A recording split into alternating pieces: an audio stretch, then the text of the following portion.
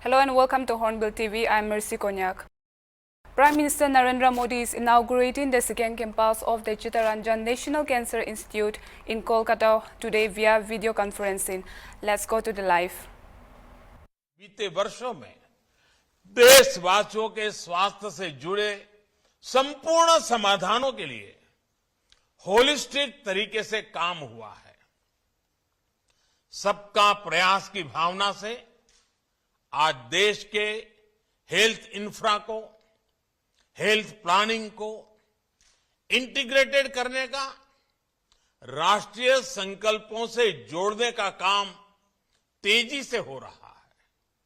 हम health sector में आज जो चुनौतियां हैं, उनसे निपटने के साथ साथ भविष्य को सुरक्षित बनाने के लिए भी निरंतर काम में जुटे हैं।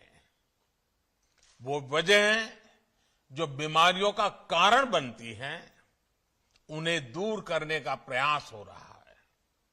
बीमार होने की स्थिति में इलाज सस्ता और सुलभ हो, इस पर हमारी सरकार का ध्यान है और उसके साथ ही डॉक्टर और मेडिकल इंफ्रा की कैपेसिटी का विस्तार करके स्वास्थ्य सेवाओं को बेहतर बनाया जा रहा है। साथियों, इसलिए अपने हेल्थ सेक्टर को ट्रांसफॉर्म करने के लिए देश आज preventive health, affordable health care, supply side intervention और मिशन मोड अभियानों को गति दे रहा है। प्रिवेंटिव हेल्थ केयर को yoga, Ayurveda, fit India movement, universal immunisation जैसे माध्यमों से प्रोत्साहित किया जा रहा है।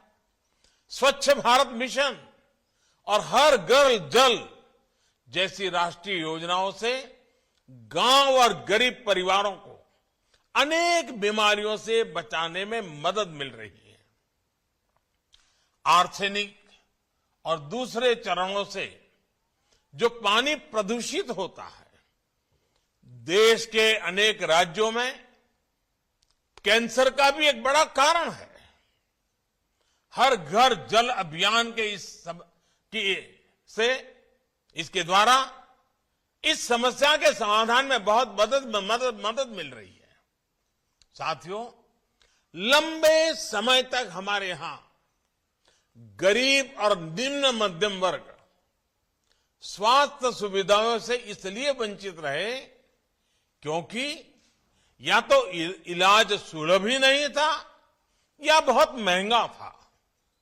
गरीब अगर गंभीर बीमारी से ग्रसित होता था तो उसके पास दो ही विकल्प थे, या तो वो कर्ज ले, अपना घर या जमीन बेचे, या फिर इलाज का विचार ही टाल दे।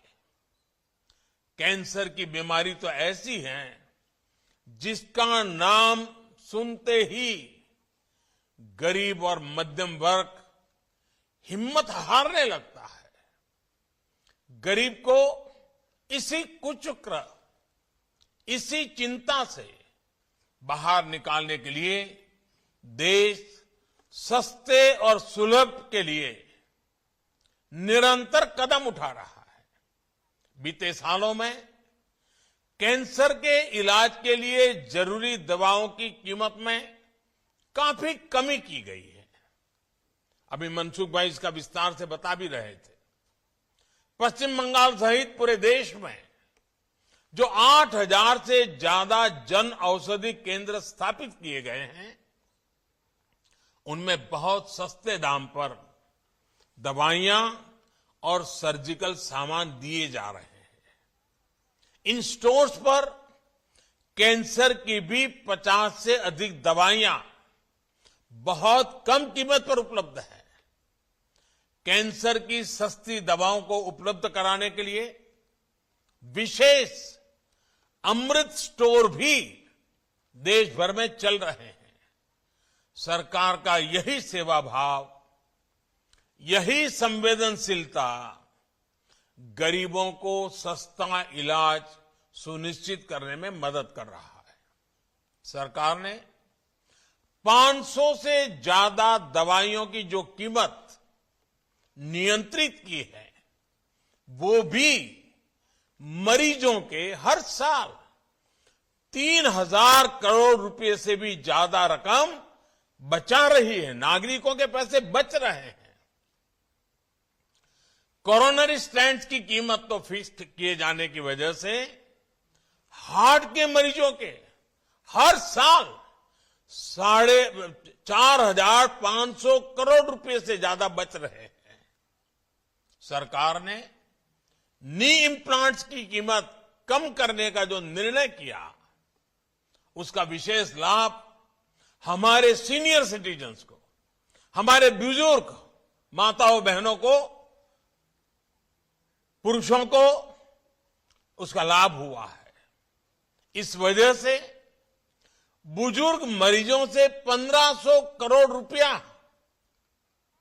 हर वर्ष बच रहे हैं। सरकार जो प्रधानमंत्री नेशनल डायलिसिस प्रोग्राम चला रही है, उसकी मदद से 12 लाख गरीब मरीजों को मुफ्त डायलिसिस की सुविधा मिली है। इससे भी उनके 520 करोड़ रुपए से भी ज्यादा रकम उनकी बचत हुई है। साथियों, आयुष्मान भारत योजना आज एफोर्डेबल और इंक्लूसिव हेल्थ केयर के मामले में एक ग्लोबल बेंचमार्क बन रही है। पीएम जय के तहत देश भर में 2 करोड़ 60 लाख से ज्यादा मरीज अस्पतालों में अपना मुफ्त इलाज करा चुके हैं। अनुमान है कि अगर ये योजना नहीं होती तो इन्हीं मरीजों के अपने इलाज पर 50 से 60 हजार करोड़ रुपए खर्च करने पड़ते। साथियों, आयुष्मान भारत का लाभ 17 लाख से ज्यादा कैंसर के मरीजों को भी हुआ है। चाहे कीमोथेरेपी हो, रेडियोथेरेपी हो या फिर सर्जरी, इन मरीजों को अस्पताल में हर सुविधा मुफ्त मिली है। कल्पना कीजिए, सरकार के ये प्रयास नहीं होते तो कितने गरीबों का जीवन संकट में फंस जाता या कितने परिवार कर्ज के कुचक्र में फंस जाते। साथियों, आयुष्मान भारत सिर्फ मुफ्त इलाज का माध्यम पर नहीं है, बल्कि अर्ली डिटेक्शन, अर्ली ट्रीटमेंट, इसमें भी बहुत कारगर सिद्ध हो रही है।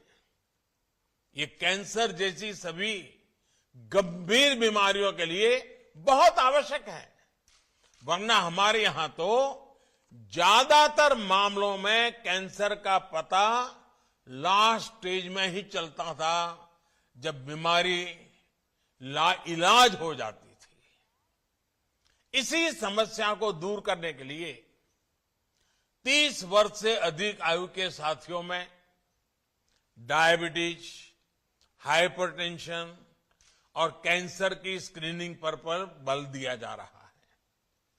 आयुष्मान भारत योजना के तहत गांव-गांव में बन रहे हजारों हेल्थ एंड वेलनेस सेंटर इसमें आज बहुत उपयोगी सिद्ध हो रहे हैं। बंगाल में भी ऐसे 5,000 से ज्यादा हेल्थ एंड वेलनेस सेंटर बनाए गए हैं। देश भर में लगभग 15 करोड़ लोगों को ओरल, ब्रेस्ट और सर्वाइकल कैंसर के लिए स्क्रीन किया जा चुका है। स्क्रीनिंग के बाद जिनमें लक्षण दिखते हैं, उनके इलाज के लिए गांव के स्तर पर ही हजारों स्वास्थ्य कर्मियों को विशेष रूप से ट्रेन भी किया गया है। साथियों, एक और बहुत बड़ी समस्या हमारे हेल्थ सेक्टर की रही है, डिमांड और सप्लाई में बहुत बड़ा गैप। डॉक्टर और दूसरे हेल्थ प्रोफेशनल्स हो या फिर हेल्थ इंफ्रास्ट्रक्चर, डिमांड और सप्लाई के इस गैप को भरने के लिए भी देश में आज मिशन मोड पर काम हो रहा है। साल 2014 तक देश में अंडर ग्रेजुएट और पोस्ट ग्रेजुएट सीटों की संख्या 90,000 के आसपास थी। पिछले 7 सालों में इनमें 60,000 नई सीटें जोड़ी गई हैं। साल 2014 में हमारे यहां सिर्फ 6 एम्स होते थे। आज देश 22 एम्स के सशक्त नेटवर्क की तरफ बढ़ रहा है। भारत के हर जिले में कम से कम एक मेडिकल कॉलेज जरूर हो, इसके लिए काम किया जा रहा है। इन सभी संस्थानों में कैंसर जैसी गंभीर बीमारियों के इलाज की सुविधाएं जोड़ी जा रही है। देश में कैंसर केयर इंफ्रास्ट्रक्चर को मजबूत करने के लिए 19 स्टेट कैंसर इंस्टीट्यूट्स और 20 टर्सरी केयर कैंसर सेंटर्स भी स्वीकृत किए गए हैं। 30 से अधिक संस्थानों पर तेजी से काम चल रहा है। पश्चिम बंगाल में भी कोलकाता, मुर्शिदाबाद और वर्धमान के मेडिकल कॉलेज में अब कैंसर से मरीजों का इलाज और आसानी से हो जाएगा। हमारे आरोग्य मंत्री मनसुख भाई ने इसका विस्तार से वर्णन भी किया है। इन सारे प्रयासों का एक बहुत बड़ा प्रभाव हमारे देश में डॉक्टरों की उपलब्धता पर पड़ेगा। जितने डॉक्टर देश में पिछले 70 वर्षों में बने, उतने डॉक्टर देश में अब अगले 10 वर्षों में बनने जा रहे हैं। साथियों, पिछले वर्ष देश में जो 2 बड़े राष्ट्रीय अभियान शुरू किए गए हैं, वो भी भारत के हेल्थ सेक्टर को आधुनिक स्वरूप देने में बहुत मदद करेंगे। Ayushman Bharat digital health mission इलाज में देशवासियों की सहूलियत बढ़ाएगा।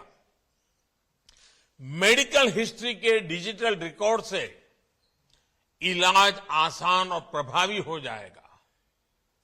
छोटी छोटी बीमारियों के लिए अस्पताल के चक्कर का झंझट कम होगा और इलाज पर होने वाली अतिरिक्त खर्च से भी नागरिकों को मुक्ति मिल पाएगी।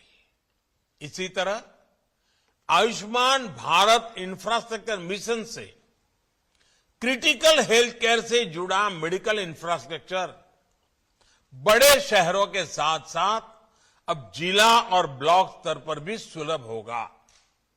इस योजना के तहत पश्चिम बंगाल को भी 5 वर्ष में 2,500 करोड़ रुपए से अधिक की मदद मिलनी सुनिश्चित हुई है। इससे पूरे राज्य में सैकड़ों हेल्थ सब सेंटर्स बनेंगे। लगभग 1,000 शहरी health and wellness centre operational होंगे। दर्जनों district integrated public health lab बनेगी और जिला अस्पतालों में सैकड़ों क्रिटिकल केयर बेड्स की नई कैपेसिटी तैयार होगी। ऐसे प्रयासों से हम भविष्य में कोरोना जैसी महामारी से और बेहतर तरीके से निपट पाएंगे। भारत को स्वस्थ और समर्थ बनाने का ये अभियान ऐसे ही जारी रहेगा। मेरा सभी नागरिकों से फिर आग्रह है कि सतर्क रहें, सभी जरूरी सावधानियां बरतें। मैं फिर एक बार इस कार्यक्रम में उपस्थित हर किसी का हृदय से बहुत बहुत धन्यवाद करता हूं। आप सबको अनेक अनेक शुभकामनाएं देता हूं। बहुत बहुत धन्यवाद। That's all for now. Keep watching Hornbill TV.